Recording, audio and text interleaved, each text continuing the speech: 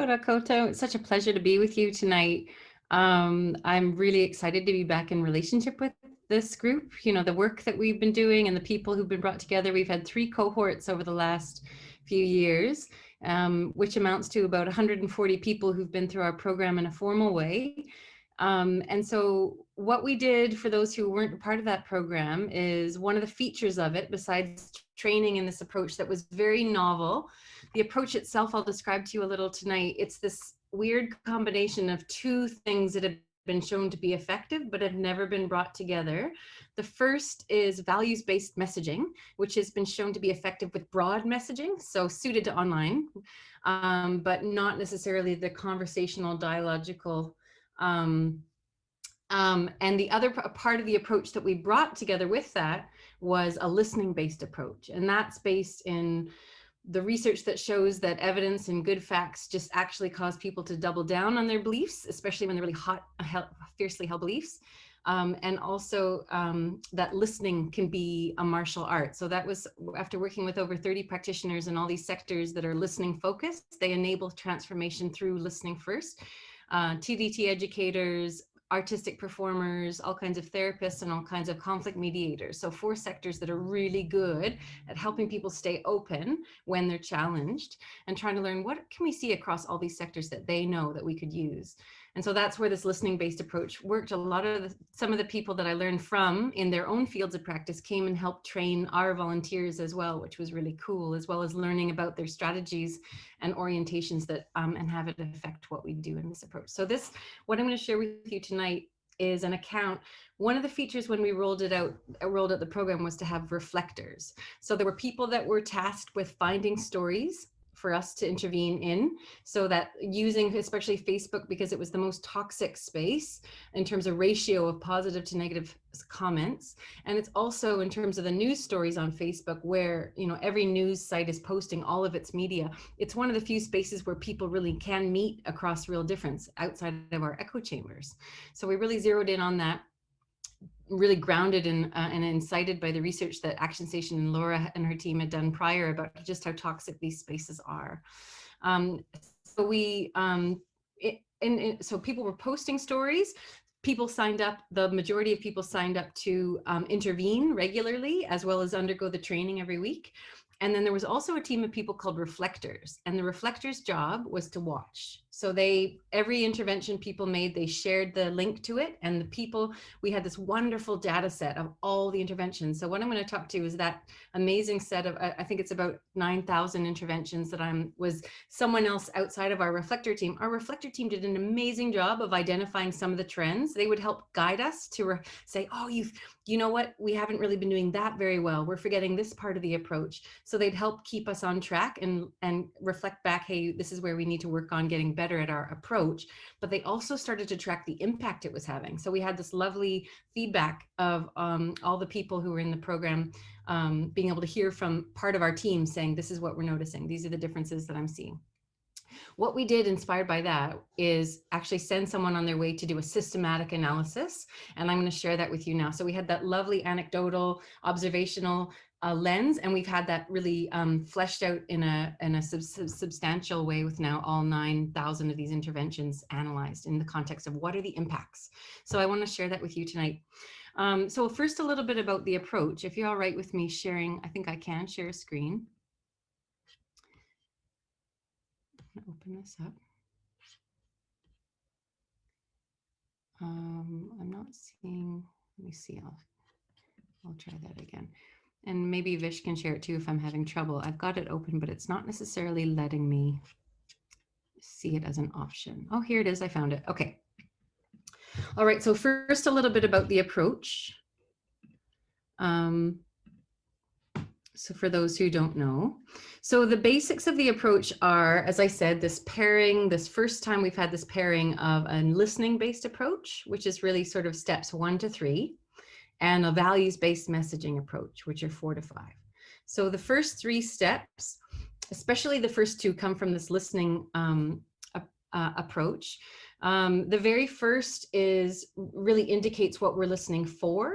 So we do a lot of messaging with our group around empathy is not endorsement. This isn't about validating the thing that you're hearing.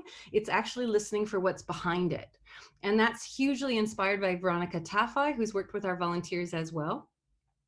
And the sense that she gave us to really be knowing that we are never just meeting as individuals. We are always meeting with all of the experiences, values, emotions, all the particular things that lie behind us as a particular whakapapa that lie behind that particular expression.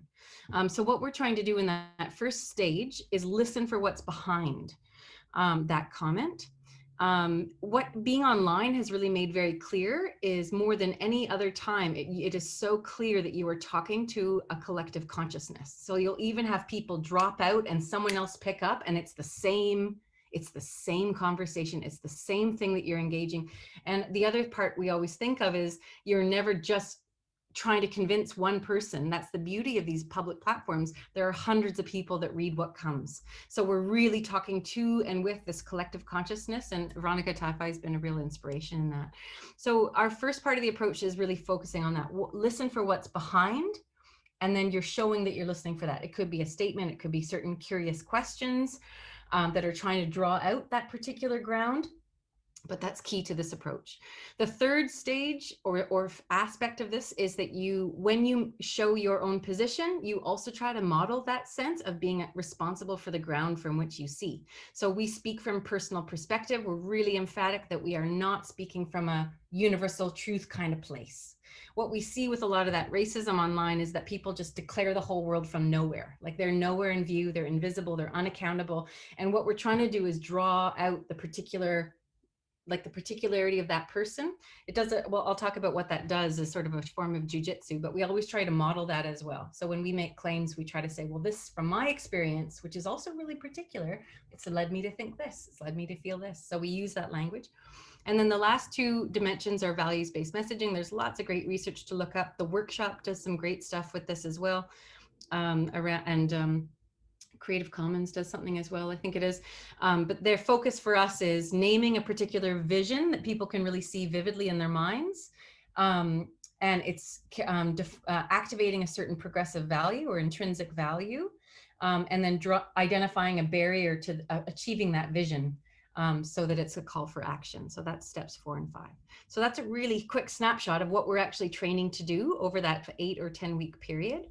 I'm going to show you some of the things that our reflectors already started to identify in terms of impacts that are just really exciting. And then I'll go into what we found since that initial work. So what are we seeing? Go forward.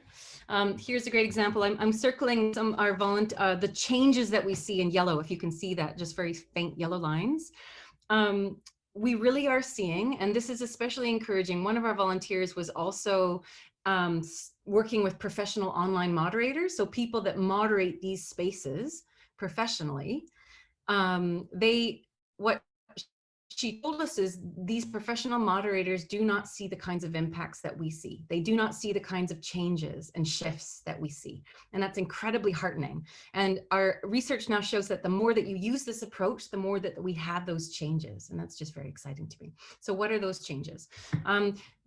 Often they're shifts of tone. So we will see a hotly adversarial or really dismissive, obviously, initial comment become calmer, become more open, become more tempered, become more curious. It's really fascinating to watch aggression and even like hyper defensiveness. You know, they're so used to this toxic rapid fire environment. In this one, you can see the sense of there's this jujitsu of softening and creating an opening that wasn't there before of someone who's ready to fight and expecting the fight. That's what we're looking for. So we see these moves from aggression, turn to uncertainty, turn to skepticism, turn to apology, curiosity, or a spirit of collective inquiry.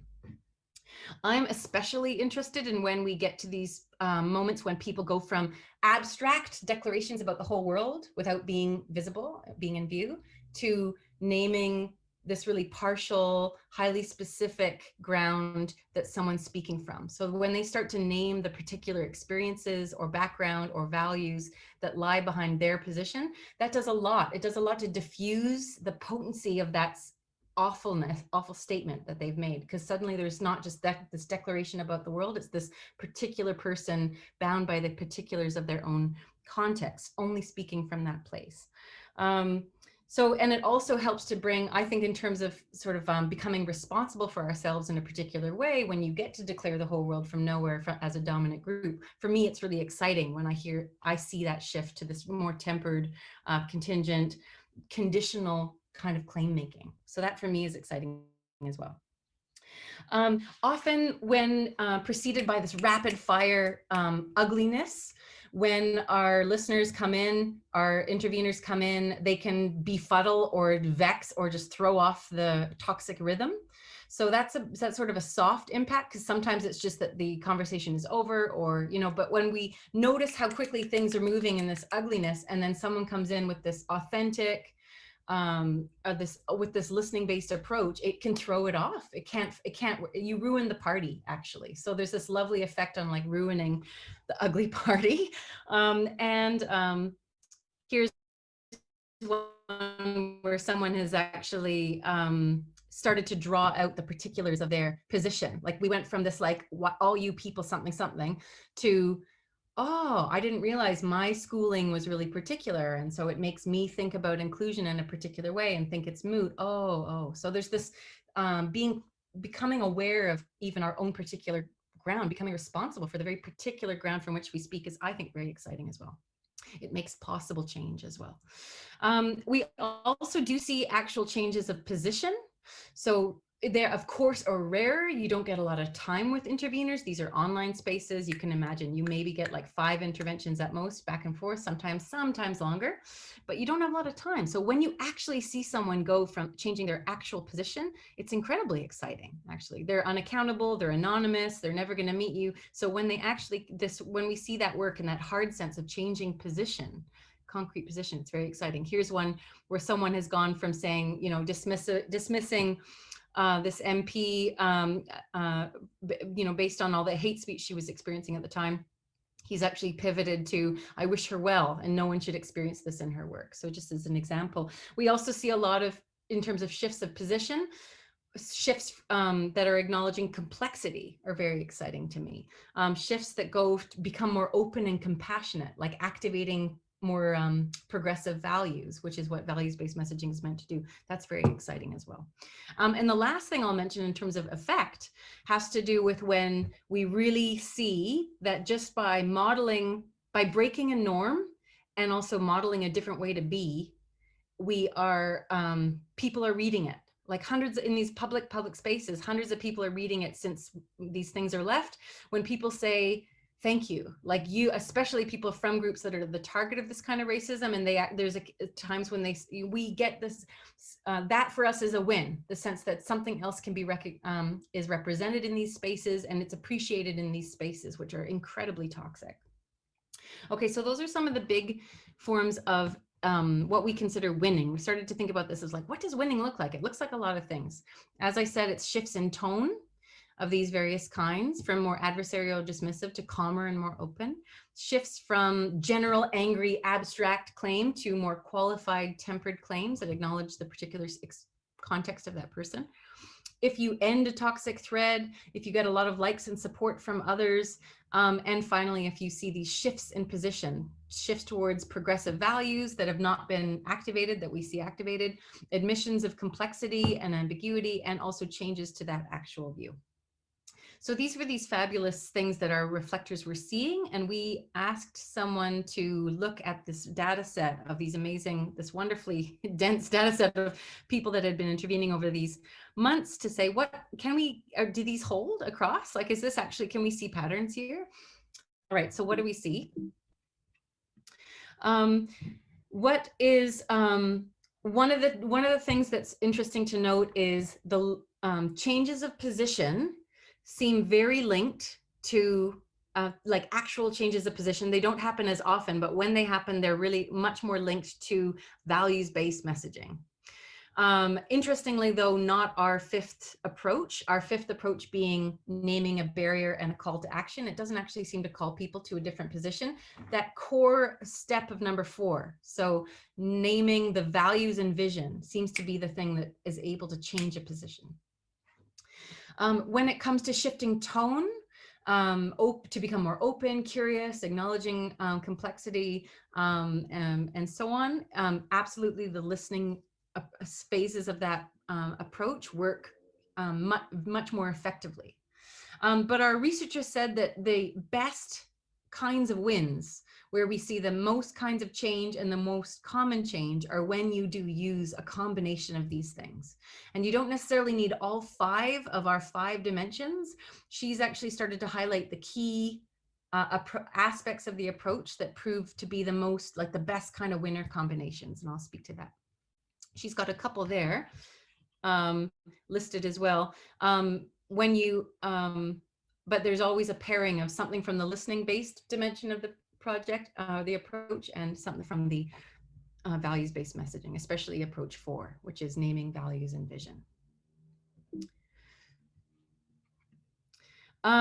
Also, what's interesting, so this approach number 1, showing where you're considering where someone's coming from or what lies behind, that was undoubtedly most successful in achieving the most kinds of wins. So maybe a shift in tone and shift in position, or the most positive support and end of a thread, or whatever it might be. Our researcher at this stage very smartly started to remove the softer wins. You know, if you just have a thread end, you don't know if it's a success or not. She was looking specifically at the best wins, so where we really see impact. So when there's a lot of likes and support, she's looking for when there's 20 or more, where people are really noticing that something is really positively received. So the approach number 1, considering where someone's coming from, listening for what's behind the comment, proves incredibly important for multiple wins. The listening based approach, and I don't even, number 3 is where you make your own claim, but from a very contingent, partial perspective stance. That those 1, 2, and 3 were the only ones that were able to achieve all 5 kinds of wins. And the more approaches, the more of our 5 approaches that interveners use, the more kinds of wins that they got, with a limit at about 3. So you don't try to pile on in one comment. This approach is designed to be used iteratively, like you're in a conversation. Ideally, if there's a back and forth, that you're able to draw out more and more. And so you're not meant to have them all slammed with the entire approach in one comment. And usually about 2 to 3 of these aspects of it are maximized in terms of wins. And approach these combinations, if you're curious, of showing where someone's coming from and acknowledging your perspective when you make a claim, or curious open questions and acknowledging your perspective, or acknowledging your perspective and naming a vision. Those 3 combinations achieved the most quantity of wins comparatively. This is interesting to me. So I just realized when I was thinking about it earlier, this 3rd approach of acknowledging your particular perspective. So not trying to talk about the facts and not trying to talk about some universal claim about the way of the world. You're actually still being responsible for the particular ground that leads you, the particular experiences, values, and emotions that lie behind the way you see. That was the most supported and liked in a really notable way. It was not an exceptional thing by those who are most targeted by racism. And I think that's really important to notice, that was, for some reason, we can think about the various reasons. It might have to do with breaking a norm. It might have to do with trying to be responsible and doing some of the work that tauiwi need to be doing. But there was a real support for that, a real appreciation for that. And our researchers suggested certainly that be maybe a part of any message that we put out, any values-based message coming from a place of personal perspective, naming those personal experiences that lie behind, is greatly appreciated. Interestingly too, she identified that when volunteers are vulnerable and they name their vulnerabilities, like we'll talk about this. There's different forms, whether it's the emotions that you use, that you're feeling, whether it's your own discomfort or embarrassment in your own learning journey, or, you know, things you used to think but don't think now, or when you used to think something and used to think something was uncomfortable, but now you've grown, or something like that. So the naming your emotions, especially the vulnerable, sensitive kind of things that we usually try to keep tucked in, was very effective actually in transformation. Another form of vulnerability would be even naming like something bodily, like your own body, like something about evoking the actual person as a body through the internet humanizes, and proves really effective. So there's all these dimensions that researchers started to notice when people would actually bring forth something of themselves that made them a little bit more exposed. My embarrassment, my discomfort, my uncertainty, that works actually. It's actually a very potent thing to be using online, which is very exciting. And this is something our reflectors noticed too, that's always good to keep in mind. Our researcher reinforced it. If you are this is the danger of empathy mistaken for endorsement. So when our volunteers use just the listening, look, evocative questions, trying to draw someone out, trying to, beginning with that listening, and nobody engages, it can be read online as validation. And if it's not, if there isn't a punctuation mark, if someone doesn't even respond or doesn't meet you in that way, if you don't leave a values-based message, something that says you don't agree, something that breaks that norm, it actually ends up reading as validations. That's very important to keep in mind. Also, if you're just using curiosity, like curious questions, it's very often, if used alone, ineffective. People are ready to be cynical about your intent. They think you're trapping them. They think you're ready to school them. They think you're they're very cynical and suspicious, because that online space is such a toxic space that if you don't offer something of your own, it's not usually engaged, or it's met with dismissal. So those are two words of caution to think about. We don't just use the listening approach, and we don't just listen without something of ourselves in there as well, whether it's a claim or whether it's something that's a little more personal. Okay, so what does this mean for practice? I hope you're seeing all these lovely examples. The report that our researcher gave had lovely interspersed examples, and it just reminded me about all the amazing people that were part of this program and that are still out there working online and did such beautiful work and are still doing such beautiful work. So I hope you, I'll share these slides afterwards as well, if you like, to be able to get sort of inspired by the way these people are mobilizing this approach and finding their own version of that thing.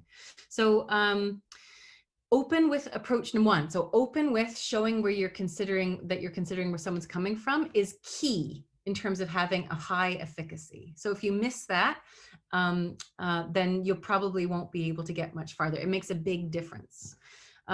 Make sure, as I said, that you're offering something of yourself, because it proves more effective. And as I said, if you're not getting a bite, then don't just leave it at the listening phase. You need to end we were thinking of it as comma, comma, comma, full stop. There needs to be a full stop where you say, well, I don't see it that way. And it's because I have these experiences that led me to see it differently. I used to see it that way, and there's something about your own personal vantage, born of your own experience, is really important to have there. Or maybe it's just a call with a vision at the end saying, I actually think that compassion is more important. And, wouldn't it be amazing to live in a world where we all have a place to live, or, whatever it is. Using steps 3 and 4 is pretty essential to be able to get away from that dynamic of seeming to validate the thing that's the most ugly online. And this is some of the pairings that our researcher found most generative, most helpful. Something one or two, steps 1 or 2. So showing you're listening for where someone's coming from, or curious questions, really sincere, open-ended questions, paired with 3 or 4. So something from your own personal vantage and experience, or values and vision from the values-based messaging. Those are the best. Whatever you do, any combination of 1 and 2 paired with 3 and 4, it's going to be more effective ultimately. Otherwise, you risk being seen as attacking or trolling somebody. So you're demonstrating your own openness, but you're also not leaving it at that and breaking the norm online. Because of the support from Indigenous and people of color viewers online of this aspect of 3, of naming your particular vantage, your particular perspective as such, adding something of your own personal experience that leads to how you see, being so appreciated by those who are targets of racism, then it seems to be really key to include in any message of support we might include, even the way you frame a values-based message if you're just leaving a note and not wanting to engage. That approach number 3, being so appreciated, is just really good to keep in mind going forward. It does an important work, not to be lost. In terms of what this researcher noticed, really briefly, I sort of already spoke to the fact that she named vulnerability as being key. These were aspects that volunteers used that were not a part of our approach explicitly. Like it was their version of our approach, and they were beautiful and they proved incredibly effective. So it's just really good to name that we are refining our sense of what works because of these amazing volunteers. One of them is this vulnerability, which is an openness to sharing your own lived experience, how you have been affected by things, and how you affect others in positive and negative ways. So there's something about being affected and affecting others, and sharing that personal experience in this way. So her examples are acknowledging the discomfort you feel when mispronouncing words in te reo, working through the unsettling or embarrassed feelings of discovering our own mistakes. Those are effective. Those are transformative when you're online. You see the change it makes in what people are, the openness of others. So it's good to think of that as part of your martial art. Another, as I mentioned, was emotion. Here's some fabulous examples too to look up, where people, and also positionality. So this was how our volunteers, again, found their version of our approach. Naming the ground also became really about getting comfortable naming your positionality, and that was effective and appreciated. And finally, volunteers developed, in the terms of developing a values and vision. Actually, even before that, volunteers would reach across the internet and say, can you even imagine? Or I ask you to imagine what, and so calling someone to imagine and use their imagination was also a call to empathy in a really interesting way. And it actually tended to bring people forward, which was very cool as a novel thing that our volunteers did that's worth mentioning. As you can see in these examples too. I wonder what her reasons are. I wonder what it's like. What do you imagine? This kind of language has just been very effective in terms of bringing people out of their entrenched, absolutely dogged positions. All right, so this is our volunteer. I'm just signing off here. I don't know how long, probably talked too long. Our volunteer ended this by saying, it's clear that listening and values-based approaches are effective. Overall, where strategies are employed well, you can see real change in other people's thinking, which is extremely encouraging. There are some really valuable conversations to be had. So I just want to end with that incredible words of encouragement that it is working, and the more you use the approach, some combination, even one aspect of each listening or values-based messaging, it is the most effective. And certainly effects that are elusive for professional moderators. Here she had some great technical tips for us. Because of the affordances of social media and the way that they're stacked, certain things rise to the top, certain commenters rise to the top and are more followed, get more viewership. So here's some amazing advice she's given us in terms of the technical affordances of social media, of Facebook. One, always tag the person that you're talking with so that they come back to it. Even if you start a new comment, tag the person that you're responding to from the other thread. That way that person is brought back in. It's an active conversation. It ensures that your message is seen. Keep your responses short, because most people are viewing on their phones, which they're very impatient with long messages. Post between 8 and 10 a.m. So that's the time she says people are at work and don't want to be at work and are using it to escape. That's when people are willing to give energy. So people will read other times of day, but they will engage from 8 to 10 a.m. especially. So that's why our news article posters are posting sometime before 9 a.m. so that we can use those posts. So please do notice those, and that's why they're coming up at that time of day. Of course, post on an active thread. Sometimes we come in late. No one is reading that. The conversation shifts so fast. Look at current news stories. from that day and take advantage of that visibility. Also, if you're posting within, say, a news talk or a Dom post news on their Facebook posts about other things, your posts, you yourself as a commenter will rise in their algorithm. So consider commenting on other stories that might help your own visibility. And if you share anything like a link, make sure it's a Facebook link, because Facebook is rigged where they really want to share internal stuff, and they especially want to share videos. So if you have a video or a picture, share a video from Facebook. So usually anything external will have a Facebook version. Keep an eye for that. Do a Facebook search for that same thing and find their link, and that means your post will go higher. Match language as well with posters, so we can be academic, we can be jargony. It doesn't come off well. Meet the language of the person. It's not the racist part, but the simpler part of that language. And finally, a sweet tone is met poorly.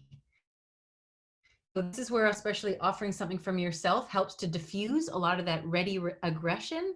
But watch out for an overly sweet tone. It might be misread and certainly dismissed easily. So that's me. That's this research so far. I hope it's given you a sense of alone, because we're doing some amazing, there is transformation happening through this approach. And I hope it gives you a sense of how to hone that as well for yourself, and even refresh sense if you're coming back to it, refreshes your sense of what the approach is.